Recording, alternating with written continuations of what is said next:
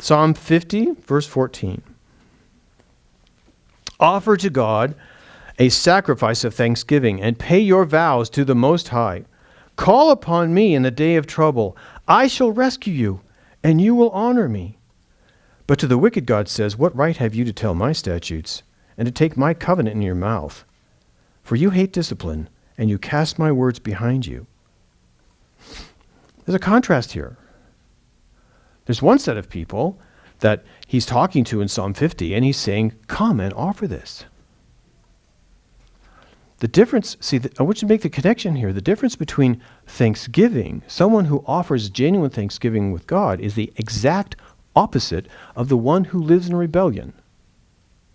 It is not possible to walk with God and not be grateful for what he's doing in your life and for him,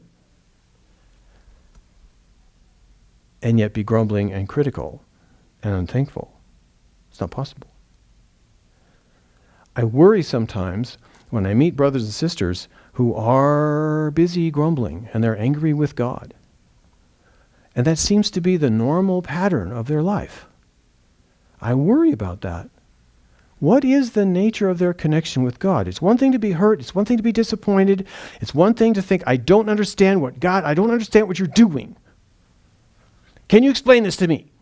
And for some reason, when I ask God to explain things to me, he does not feel obligated to explain to me in detail what it is he's up to.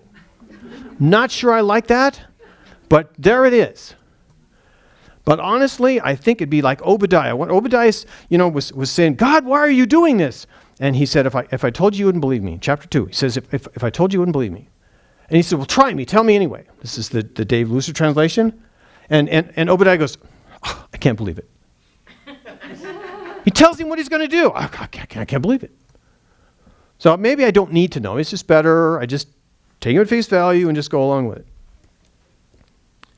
Thanksgiving is joined then with loyalty and obedience to God. And the ungrateful are not. Sorry to be so blunt, but there it is. Black and white. It is his word. And we see in Jude is right next to Revelation, a little, almost a postcard of a letter. Wonderful letter.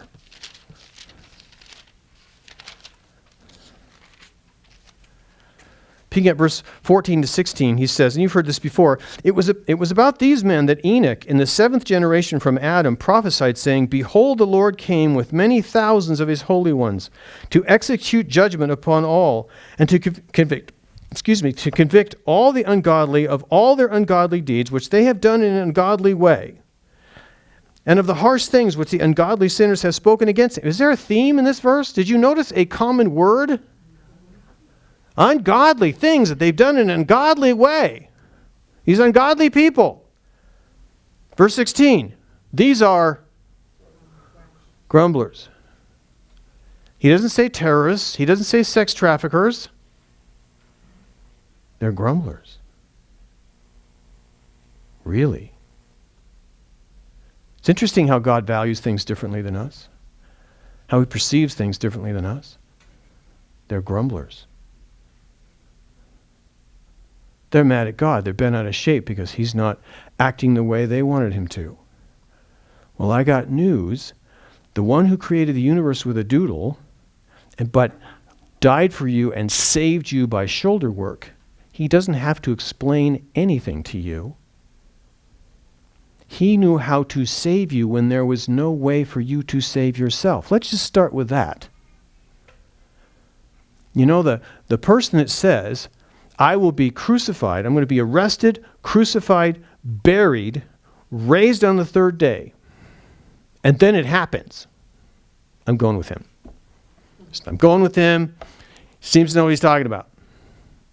So why on earth would I grumble about what God is doing? This is not heaven, have you noticed? You've heard that before too. This is not heaven. People die here. This is a hard place to live.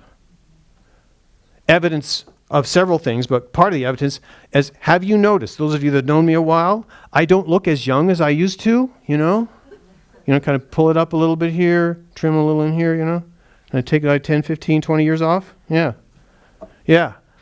Pretty soon I think the sides of my cheeks are going to be down somewhere around my knees. That's part of it. We get old, we get sick, we die. Things don't go the way we want to. Death and taxes. This is not heaven. But somehow we want God to make it into heaven, so we're not responsible for anything else.